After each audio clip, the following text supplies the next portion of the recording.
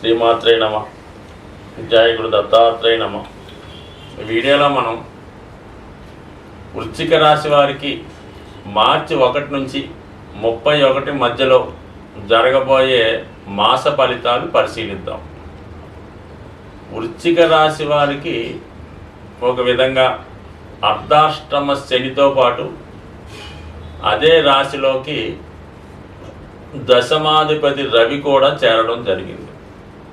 అంటే ఒక విధంగా ప్రభుత్వ అధికారుల వల్ల కొన్ని అనుకోని ఇబ్బందులు ఈ రాశి వారికి ఎదుర్కొనే అవకాశం ఉంది. స్థిరాస్తి సంబంధించిన విషయాల్లో ఏదైనా కొన్ని ఇబ్బందులు తలెత్తే సూచనలు ఉన్నాయి. అలాగే మీ యొక్క తల్లిగారి యొక్క ఆరోగ్యం కొంత జాగ్రత్తగా చూసుకోవాల్సినటువంటి సమయం. అంటే ఈ కొద్ది రోజులు అంటే మార్చి 14వ తారీఖు వరకు చతుర్థ స్థానంలో అత్యంత శత్రుగ్రహాలైనటువంటి రవి శని చతుర్థ భావంలో కలియడం వల్ల ఈ విధమైనటువంటి కుటుంబంలో చికాకులు, ముఖ్యంగా విభేదాలు తండ్రి గారితో కానీ తండ్రి సమానమైన వ్యక్తులతో కానీ లేదంటే మీ యొక్క సంతానంతో కానీ ఆస్తిపరమైన విభేదాలు, గృహంలో ఒకరికి పడకపోవడం వల్ల గృహ వాతావరణం చాలా క్లమ్జీగా అసహనంగా ఉండడం జరుగుతూ ఉంటుంది. అంటే ఇంటికి వెళ్తేనే ఇబ్బందికరంగా ఉండే స్థితి కనబడుతూ ఉంటుంది. ఏదైనా జాతకుడు కొన్ని అవమానాల్ని ఒక విధంగా మనసుని గాయపరిచే విధంగా కొన్ని సంఘటనలు ఈ మార్చి 15 లోపు జరిగే అవకాశం ఉన్నది. అయితే ఒక ఇబ్బంది కష్టం వచ్చినప్పటికీ కూడా గురువు యొక్క దృష్టి సప్తమం నుంచి రాశి మీద పడడం వల్ల ఎటువంటి సమస్య అయినా సరే పరస్పరం ఏదో విధంగా దాన్ని పరిష్కారం రావడం జరుగుతూ ఉంటుంది. ఒక వ్యక్తి లేదంటే ఒక దైవ శక్తి మిమ్మల్ని ఏ విధమైనటువంటి పరువు పోకుండా, కుటుంబ విభేదాలు బయటపడకుండా కాపాడడం జరుగుతూ ఉంటుంది. ఈ సమయంలో మీ భార్య గారు కూడా మీకు సంపూర్ణ సహకారం అందించే అవకాశం ఉంటుంది. బట్ ఏదైనా కొంత విలువైనది చేయిజారిపోయే అవకాశం ఉన్నది. ఇక మనకి మార్చి 14వ తారీఖున రవి 5వ స్థానంలోకి మారడం జరుగుతూ ఉంటుంది. ఇప్పుడు ఏమవుతుందంటే కామన్గా ఉద్యోగపరమైనటువంటి ఇబ్బందులు రావడం జరుగుతూ ఉంటుంది. అంటే తప్పనిసరిగా మనం చేస్తున్నటువంటి పని విడిచిపెట్టవలసి ఉంటుంది. ఇది గవర్నమెంట్ ఉద్యోగం అనుకోండి, ఏదో ట్రాన్స్ఫరో రిటైర్మెంటో ఇంకోటో జరుగుతుంది. అదే ప్రైవేట్ ఉద్యోగం అనుకోండి, పెద్దగా మనమన్నా మానేయవచ్చు, వాళ్ళన్నా మానేయవచ్చు. ఏదైనా కుటుంబపరమైన వ్యాపారం, కలిసి నిర్వహించే వ్యాపారంలో దాని నుంచి బయటపడడం కానీ మీకుగా తప్పుకోవడం కానీ జరుగుతుంది. అంటే వృత్తిలో అనూహ్యంగా కొన్ని మార్పులు రావడం జరుగుతూ ఉంటుంది. ఇది ముఖ్యంగా ఈ రవి యొక్క మార్పు వల్ల జరిగే అవకాశం ఉంది. ఈ అర్ధాష్టమ శని కూడా చాలా వరకు మనకి మార్చి 29వ తారీఖున ఈ నెలలోనే మరి 5వ స్థానంలోకి మారడం జరుగుతూ ఉంటుంది. ఈ 5వ స్థానంలోకి వచ్చినటువంటి గ్రహాలు కొంతవరకు మీకు ఒక మంచి పేరు తీసుకురావడానికి కారణం అవుతూ ఉంటాయి. ఎప్పుడు మరి 5వ స్థానంలో గ్రహాలు ఏమవుతాయంటే దశమ స్థానానికి అంటే వృత్తి స్థానానికి అష్టమ స్థానం అవుతూ ఉంటాయి. సో అందువలన ఈ పంచమ కేంద్రంలోకి వచ్చినటువంటి గ్రహాలు వృత్తి మీద ఎక్కువ ప్రభావాన్ని చూపుతూ ఉంటాయి. అంటే అప్పటిదాకా ఏదో విధంగా మన వృత్తిలో సర్దుకుపోతూ ఉంటాయి. ఏదో ఒక ఎలిగేషనో ఏదో ఒక పొరపాటు వచ్చి ఆ ఉద్యోగం మారడం కానీ ఉద్యోగంలో నిందలు కానీ రావడం జరుగుతూ ఉంటుంది. మరి వృత్తి కారకుడు 5లోకి రావడం వల్ల వృత్తిలో కొన్ని మార్పులు రావచ్చు. అయితే ఈ సమయంలో మీకు ఏమైనా ఒక ప్రభుత్వ ఉద్యోగం లాంటిది కూడా వచ్చే అవకాశాలు లేకపోలేదు. మొత్తం మీద ఉద్యోగపరమైన మార్పు రావడం జరుగుతూ ఉంది. ఇక ముఖ్యంగా మనకి సప్తమ వ్యయాధిపతిగా ఉన్నటువంటి శుక్రుడు పంచమ స్థానంలోకి వెళుతూ పంచమాధిపతి అయినటువంటి గురువుతో పరివర్తన చెందడం జరిగింది. ఈ పరివర్తన ఎలా ఉందంటే ఈ సప్తమం అంటే మనకి భార్య స్థానం, అది స్త్రీలకైతే భర్త స్థానం. 5లోకి రావడం జరిగింది. అంటే ప్రేమ వివాహానికి, అంటే ప్రేమించి పెళ్లి చేసుకోవడానికి ఇది ఒక విధంగా కారణం అవుతూ ఉంటుంది. అయితే ఇక్కడ ఏమైంది, రాహువుతో కలియడం వల్ల, అటు వక్ర పరివర్తన వల్ల ఏంటంటే శుక్రుడు రాహుతో కలుస్తున్నాడు, గురువు రాహుతో కలుస్తున్నాడు.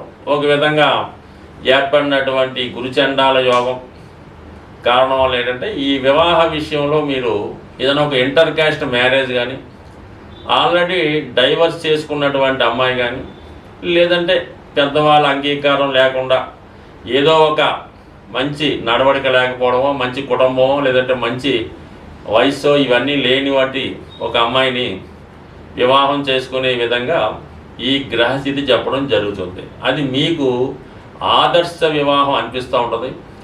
అది బయట వారికి ఇదొక వివాహంగా అనిపించే అవకాశం ఉంది. కాబట్టి ఎప్పుడన్నా సరే ఈ రాహు ప్రభావం ఉన్నప్పుడు ఎలా ఉంటుందంటే, మీరు చేస్తున్నటువంటి పని మీకు మాత్రమే మంచి అనిపిస్తుంటుంది, అది ఒక ఆదర్శం అనిపిస్తూ ఉంటుంది.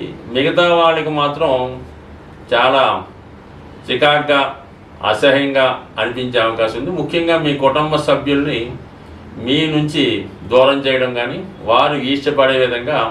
అందువలన ఈ సమయంలో మీరు ఏదైనా ఇటువంటి ఆదర్శ వివాహం చేసుకోవాలనుకుంటే మాత్రం మీ యొక్క కుటుంబానికి దూరం కావాల్సి ఉంటుంది.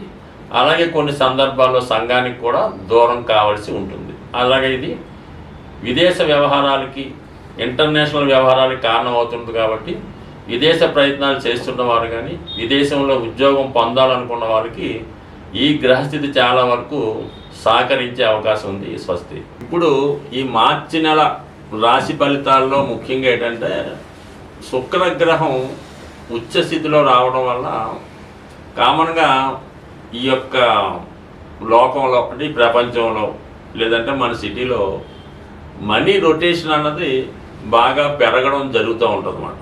ఉచ్చులో ఉండడం అంటే ఖరీదైనటువంటి సౌకర్యాల కోసం అందరూ తాపత్రయపడడం వల్ల మనీ రొటేషన్ పెరుగుతూ ఉంటుంది. ఇదే సమయంలో విలాసమైనటువంటి వస్తువులు, ఖరీదైనటువంటి వాహనాలకి డిమాండ్ కూడా పెరగడం జరుగుతూ ఉంటుంది. ఈ అందరూ కూడా ఏదో ఒకటి కొనుక్కోవాలి, సంపాదించుకోవాలన్నటువంటి విషయంలో ఉంటారు. దాని కొరకు ఏంటంటే ఈ శుక్రుని యొక్క అనుగ్రహం మనం పొందాలి, శుక్రుడు అనుకూలంగా ఉండాలంటే శుక్రుని యొక్క అధిదేవత అయినటువంటి లక్ష్మీ అమ్మవారిని మనం ప్రసన్నం చేసుకోవాల్సి ఉంటుంది. ఈ లక్ష్మీ అమ్మవారిని ప్రసన్నం చేసుకోవాలనుకుంటే మరి కొంతవరకు శుక్రవారం, అంటే కొంత ప్రాంతాల్లో గురువారం కూడా అమ్మవారికి ఇష్టమైన రోజుగా చేయడం జరుగుతూ ఉంటుంది. బట్ ఓవరాల్గా శుక్రవారం అన్నది ఒక ముఖ్యమైన రోజుగా ఎన్నుకొని ఆ రోజు వరకు చాలా నియమంగా బ్రహ్మచర్యాన్ని పాటిస్తూ శుచిగా శుభ్రంగా ఉంటూ ఒక నిర్దిష్టమైనటువంటి సమయంలో కనకదార స్తోత్రం కానీ, లక్ష్మీ స్తోత్రం కానీ, శ్రీ సూక్తం కానీ పారాయణ చేయవలసి ఉంటుంది. అంటే పారాయణ చేయడం కూడా ఎలా ఉంటుందంటే, మనం ఏదైతే చదువుతామో దాని అర్థం కూడా కొంతవరకు తెలుసుకొని చేయడం వలసి ఉంటుంది. అలాగే మీ గృహంలో ఒక ప్రశాంతంగా, శుచిగా, శుభ్రంగా ఉన్నటువంటి రూమ్ని ఎన్నుకొని లక్ష్మీ అమ్మవారి ఫోటో పెట్టుకొని ఎరుపు రంగు పూలతో అమ్మవారిని అలంకరించి ఒక వెండి గ్లాసులో పాలు నైవేద్యంగా పెట్టి ఆ పాల్లో ఏదో ఒక పటిక బెల్లం ఏదో వేసి, తేనె కానీ వేసి, అమ్మవారికి తేనె కూడా సమర్పించి ఆ ప్రసాదాన్ని మీరు మీ కుటుంబ సభ్యులు మాత్రమే తీసుకోవాల్సి ఉంటుంది. ఆ విధంగా తీసుకోవడం వల్ల చాలా వరకు ఆర్థిక పరంగా, అంటే మీ గృహం రోజు రోజుకి మంచి ఇంప్రూవ్మెంట్ రావడం జరుగుతూ ఉంటుంది. అలాగే కొంత అమ్మవారికి ఇష్టమైనటువంటి వస్తువులు సింపుల్గా ఉంటాయి, అంతే ఏమీ లేదు.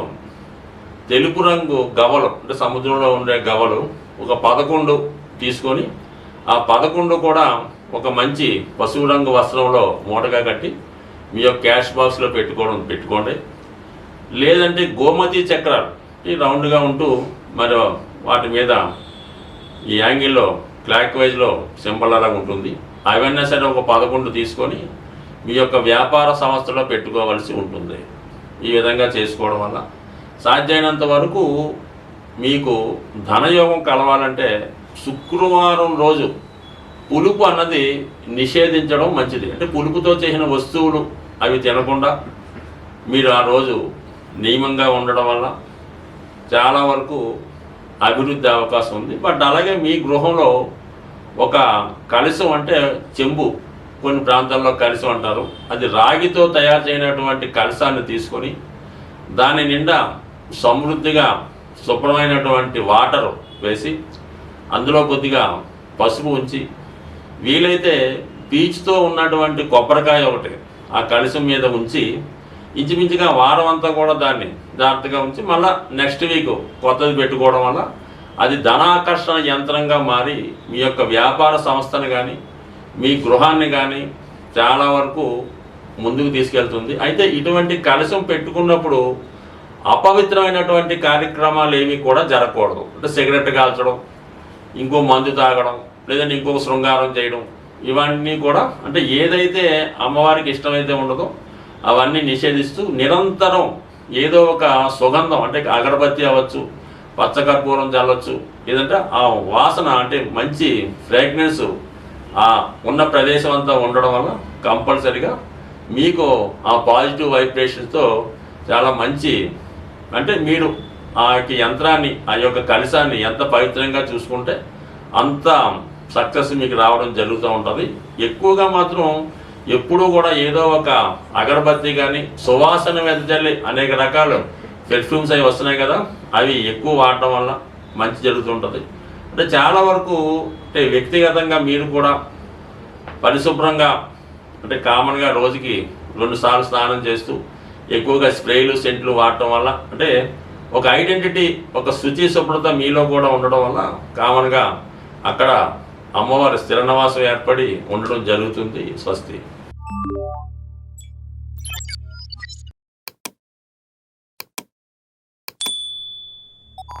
you